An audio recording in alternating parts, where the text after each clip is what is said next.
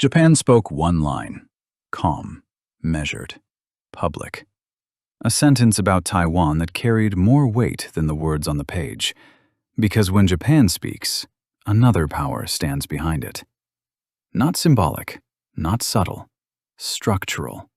One voice, carried through Japan. The United States in the shadow, heard across every capital in Asia. For decades, Japan has operated as the quiet extension of American strategy.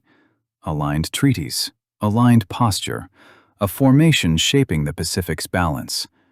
So when Tokyo speaks on Taiwan, no one hears a single voice.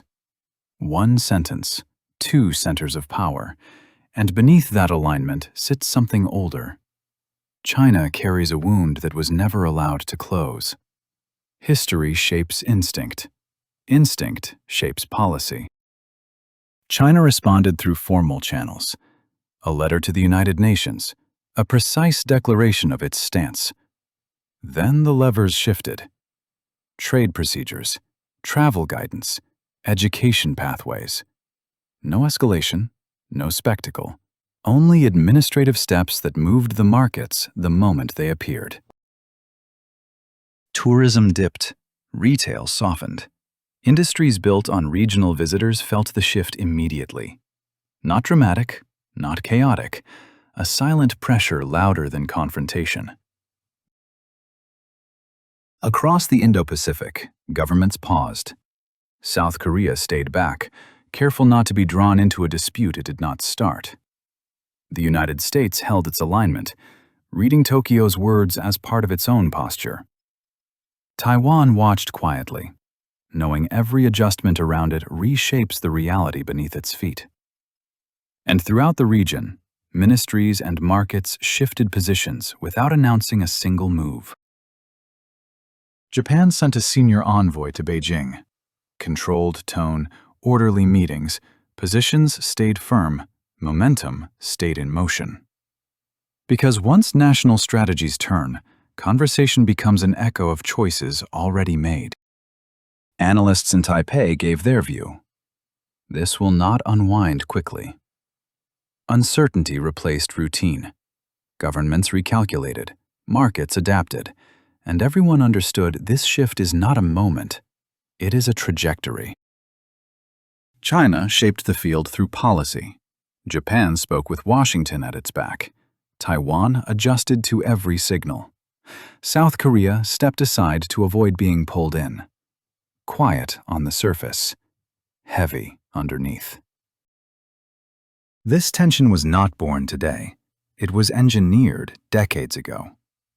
When China was weak, Washington kept the One China policy and operated it through strategic ambiguity because it served American interest. The policy recognized Beijing. The ambiguity protected Taiwan.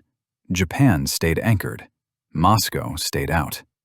And the United States controlled the Pacific without stating anything outright. It was never about ideals. It was a mechanism of influence. A structure tilted toward American advantage, forcing every other player to live between diplomatic language and operational reality. For years, the design held. China grew inside the system. Taiwan lived separately under silence. Japan relied on the balance, shaped by decades of economic stagnation. And Washington shaped the region from behind the ambiguity it created. But times have changed. China has risen, and the old convenient ambiguity can no longer contain the reality that followed. Taiwan wants to define its path. Japan wants stability. America wants options. And China wants its flag on Taiwan. The contradiction everyone avoided is now the exposed fault line running beneath the Indo-Pacific. A framework built for a weaker China now faces a stronger one. And every capital watching knows the same truth. The architecture America designed is cracking, and the world it was meant to hold together no longer fits inside it. China has grown, but it still moves within limits set by American military power in the Pacific. with pressure rising inside a structure that no longer matches the realities of the region.